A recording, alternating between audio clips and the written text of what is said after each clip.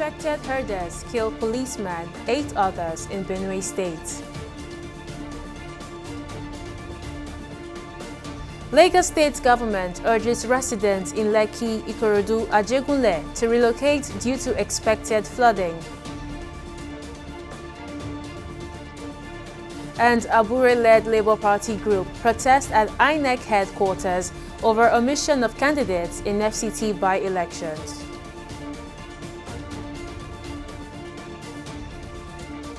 We're glad to have you join News Now on TV360 Nigeria. I am Joy Uchejim. We begin in Benue State, where 9 persons, including a police officer, have been killed in a renewed attack by suspected herders in the Igatu local government area of the state. According to reports, the attackers began their invasion from Friday and continued until Tuesday, affecting 4 communities along the border with Kogi State. The chairman of Agatu local government area, Melvin Eje, confirmed the 3-day attacks. The chairman, who lauded the security operatives in the council for their response to contain the attacks, however, noted that the terrain, which is unmotorable, poses a serious challenge to the security operatives in the discharge of their duties. And now in Lagos State, the government has issued a fresh warning to residents living in low-lying areas across Lekki, Ikorodu, and Ajegunle to relocate immediately to higher ground as more flooding is expected due to intensified rainfall this season. Speaking during a televised interview, the Commissioner for Environment and Water Resources, Tokunbo Wahab, advised vulnerable communities to act now to avoid avoidable disasters as the rains intensify. Wahab specifically mentioned the Sheri in the Opik area as another flood-prone location where residents should be on high alert. He reassured residents in some other parts of Lagos, such as Ekpe, Mushin, and Ikeja, which he described as generally safe. The warning comes after parts of the state were severely flooded on Monday, following marathon rainfall that began Sunday night and continued through the next day. Members of the Julius Abure-led group of the Labour Party have on Wednesday protested at the national headquarters of the Independent National Electoral Commission (INEC) in Abuja against the omission of its candidates named for the upcoming elections. The protesters demonstrated against INEC's decision not to publish the names of Labour Party candidates submitted by the Abure group for the Federal Capital Territory Area Council elections and some upcoming National Assembly by-elections. Chanting slogans and waving placards with different inscriptions, the protesters marched around the INEC premises under the watch of security operatives. Meanwhile, the leadership of the Labour Party, in a statement, has distanced itself from the protest, warning that the action was neither authorized nor recognized by the legitimate organs of the party. And the plan by the National Drug Law Enforcement Agency (NDLEA) in collaboration with the Federal Ministry of Education to implement a mandatory drug testing for students in tertiary institutions has sparked widespread reactions across the country. This initiative, targeting both new and returning students, aims to combat the growing problem of drug abuse among Nigerian youth in higher education.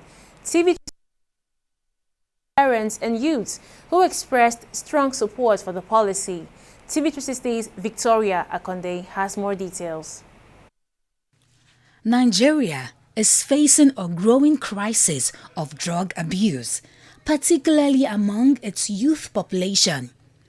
Despite ongoing efforts by the National Drug Law Enforcement Agency (NDLEA) and other relevant bodies, the problem continues to escalate. The NDLEA has repeatedly sounded the alarm over the surge in drug-related cases, warning that the trend is closely linked to rising insecurity and criminal activity across the country. In a renewed effort to tackle the problem, the agency, in partnership with the Federal Ministry of Education, is proposing a policy to introduce compulsory drug integrity tests for students in tertiary institutions. Reacting to the development, parents of students in higher institutions have welcomed the plan, describing it as a commendable step that could help curb the growing drug crisis. The rate now, the young one are taking drug is I think, I don't know. But if government can do that, I think it's better. It is a good idea. To some extent, it will curb drug abuse being used by students in the higher institutions. Many of them have engaged themselves in drugs to the extent that they cannot be controlled by their parents. And school system is supposed to be a breeding ground for the future generation and the leaders of tomorrow. But in a situation where they have started bad using drugs, we never understand how they will be in future. Parents are urged to take a more active role in their children's lives by providing guardians, support and supervision to help prevent drug abuse. Certain things, parents should be able to take their children through certain knowledge, certain ideas. They should be given the word mode character-wise. Once they have been molded that very well and they have the character, definitely they will not abuse drug. We need to actually put our hands together to see that it works. Because in a situation where one is not cooperating, I think it is going to be another exercise in futility. There are so many things that are factors responsible for drug abuse. I think the major thing I see is that is a global phenomenon. As we have in Nigeria, we also have in other parts of the world. And we are not excluded from all this wave that we have. But the major thing is that there is a need for the government and all relevant agencies to come up with a strong mechanism to control the influence, and then the penetration of this drug among students. Young Nigerians also respond positively to the initiative, expressing hope that it would reduce the number of hard drug users among their peers. Well, a lot of youth nowadays, they take drugs to escape pain, trauma, derive pleasure. But when they do all of this, it has side effects, it has different side effects. And they are not effects that are quite good. So definitely it is a very good initiative. Yeah, it's a good idea in order to avoid emergency or calls from parents or guardians. The NDLEA's Director of Media and Advocacy, Femi Babafemi, addresses concerns about privacy, assuring the public that the drug testing process will be handled with strict confidentiality. It says students who test positive will not be shamed, but will instead be offered access to rehabilitation and support. It's not something that is that anybody is kicking against. There are quite a lot of state governments that even had already bought into this and championing it in their states with the support of the NDLA. So it's something that has been going on seamlessly without any resistance or without any issues raised from any quarter. So it's like I said again, we have to understand the fact that this is a public health thing. It's not something being done to stigmatize or vilify anybody. As the implementation phase approaches, pressure is mounting on the government to enforce the measure fairly and free from political influence. Nigerians remain hopeful for a breakthrough in what NDLEA Chairman Buba Marwa has described as a battle for the very soul of the next generation. Victoria Akonde, TV360 News, Lagos.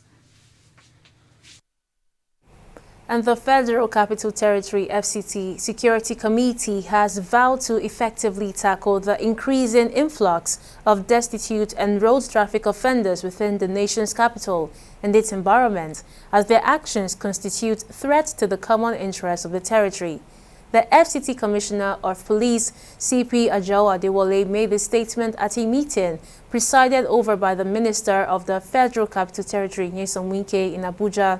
Briefing journalists shortly after the security meeting, The Commissioner of Police said traffic offences that equally contribute to crime in the city have been identified, such as driving with covered number plates or driving against the traffic. On this specific task, directives have been given, and we are rolling out for full implementation of this thing. Thank you so much. So many arrests were made within the period. As we speak, more than 273 destitutes are in the SDS Center, Buhari, undergoing profiling, where they are taken care of, but they would need to be relocated to where they belong. Within the same period, more than 670 vehicles were impounded, leading to issue of improper documentation, tinted glasses, which we all know that is not acceptable here, issue of covered number plate, and issue of operating without appropriate authority. We are going to operate Uber, join Uber. If we are going to operate both, do both. But you want to do all this K2 thing that is creating a problem of this one chance. Many of them are arrested. We have nothing less than 675 of them. On the issue of arrest and profiling, you know, in the course of this operation, we have offenses that relate to drug peddling. We have offenses that relates to, you know, crime proper. We have offenses that has to do with this destitute and illegal begging. All this one that fall within this destitute and illegal the begging on the road, this one have been taken care of by SDS. But for those found committing offenses that relate to drug peddling, that one has been handed over to NDLA, and that is the. News Now will now go on a short break, but still to come. More than 100 people declared missing after flash floods in India. Details will be brought to you shortly.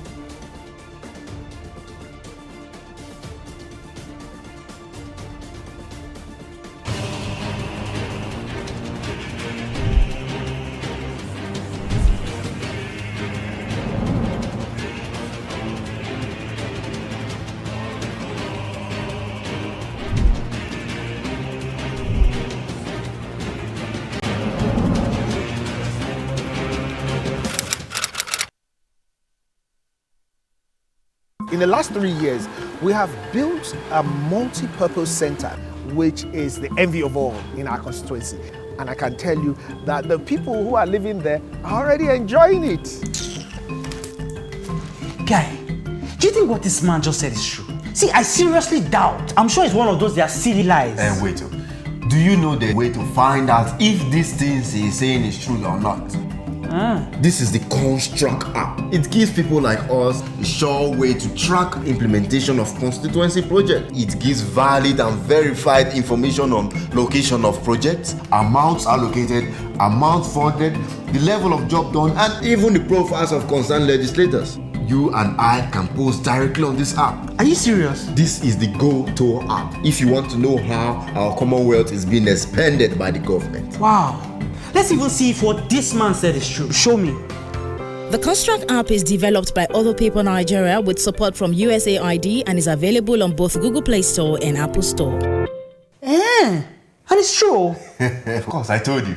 Corruption not in my country. It's about the files your secretary presented to me regarding the company's salary. Yes, the figures don't seem to add up. I suspect there's some form of a discrepancy. Precisely, sir. Keep the figures that way. So that's fraudulent, sir. That's my money. I'm sorry, sir. I can't do that, sir. See how padded your sheets are. Are you telling me you cannot pad up figures? Sir, padding is against best auditing practices, and it's a form of corruption. It's true. Accountant. You were testing. Thank you, sir. That's it. Bagole. Yes, sir. You are fired. Fine. Yeah. Fine, sir. Rather than watch corruption grow under my watch. Padding is a form of corruption and not in my country, sir. Corruption not in my country. Stop corruption now.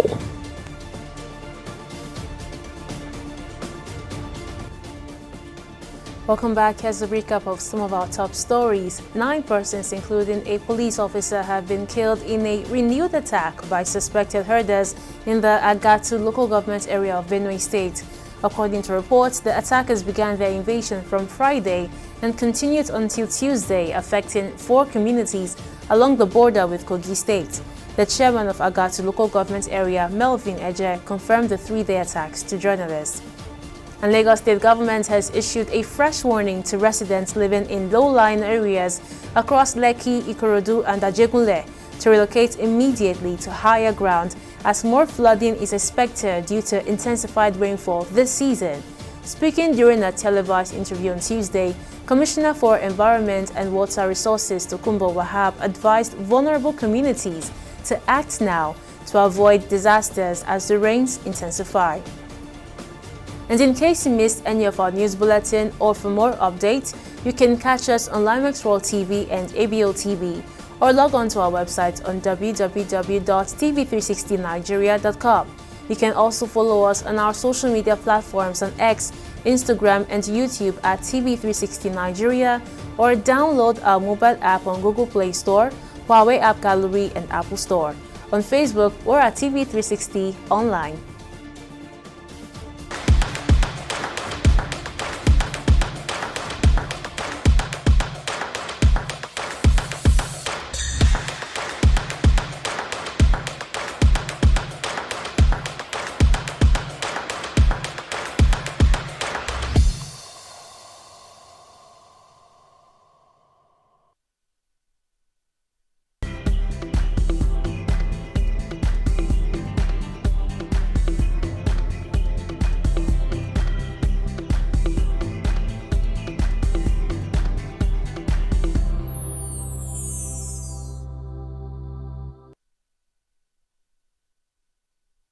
Let's now switch to business news and join Victoria Kande, who will bring us up to speed. Over to you, Victoria. Thank you very much, Joy. Welcome to Business News. Now, the drive towards sustainable industrial growth in Nigeria gained renewed momentum on Tuesday as the 2025 Nigeria Manufacturing Equipment and Raw Materials Expo opened in Lagos.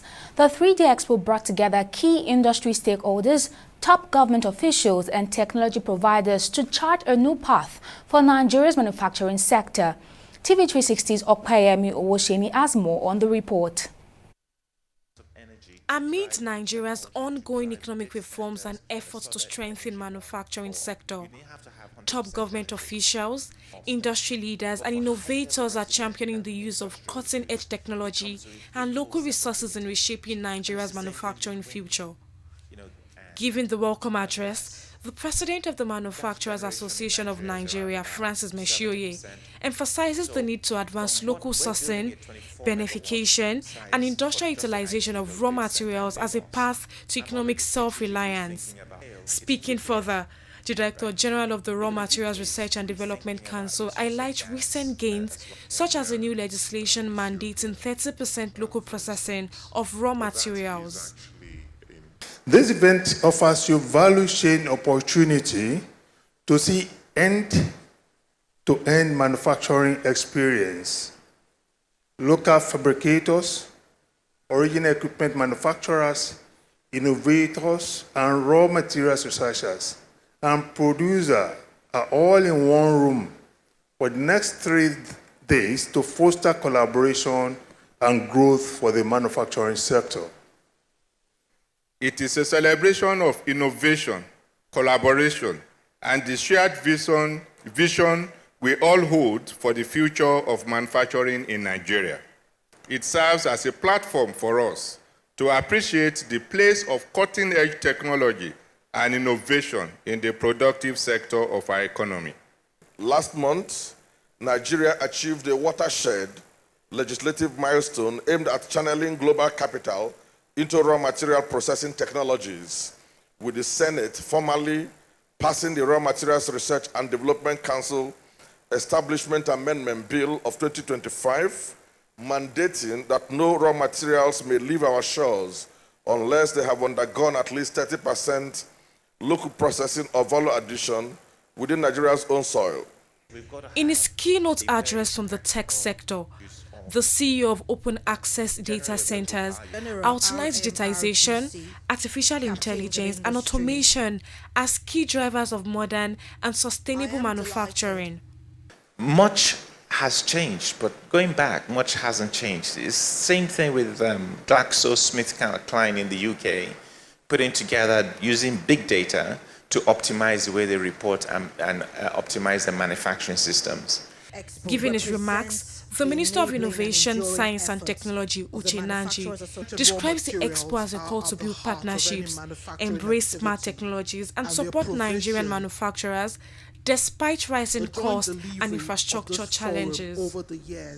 Open to the glory of God. After the formal opening and ribbon cutting, attendees explore the exhibition, interacting with local and international exhibitors, showcasing advanced equipment and raw materials innovations. So it sustains because locally we manufacture this in Nigeria and it helps the manufacturing sector. It sustains it in the times that it is locally manufactured. All the raw materials are gotten here and it supports the manufacturing concept and agenda of having most of our goods locally done here. The purpose of this one is to exhibit the level of technology, the level of advancement in technology, and for manufacturers to show their products, and for those equipment manufacturers to also display what they've been able to manufacture. As Nigeria works towards industrial recovery, experts say embracing technology and homegrown solutions will be key to building a globally competitive manufacturing sector. Okpeyemi Owosheni, TV360 News, Lagos. Right now, we'll go on a short break and be back with stock market updates.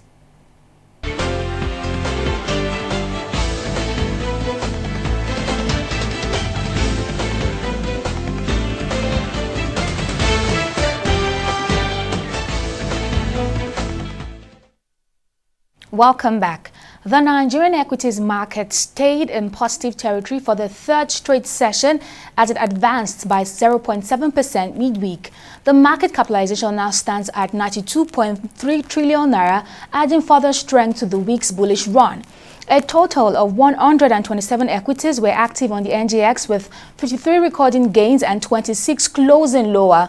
Guinness Nigeria led the rally, appreciating by 10% to close at 128 naira 75 kobo per share, and was followed closely by NEM Insurance.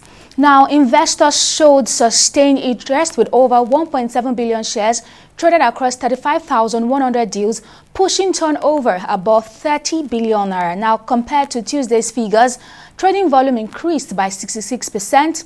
Turnover rose by 32%, while the total number of deals saw a 10% dip. Now, beyond the local market, U.S. stocks rebounded on the back of solid earnings reports and renewed optimism around a possible federal court rate.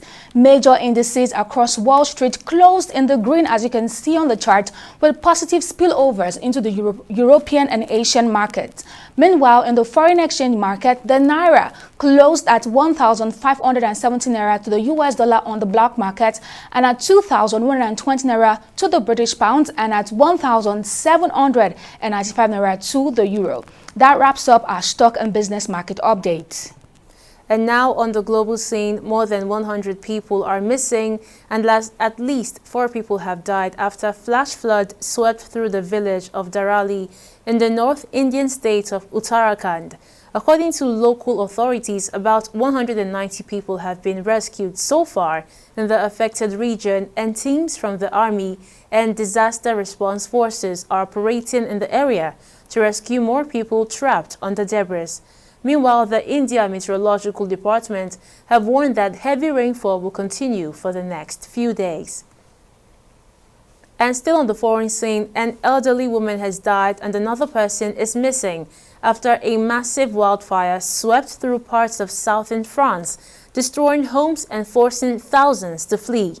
According to reports, the woman died in her home, while 7 firefighters have been treated for smoke inhalation and 1 person is still missing.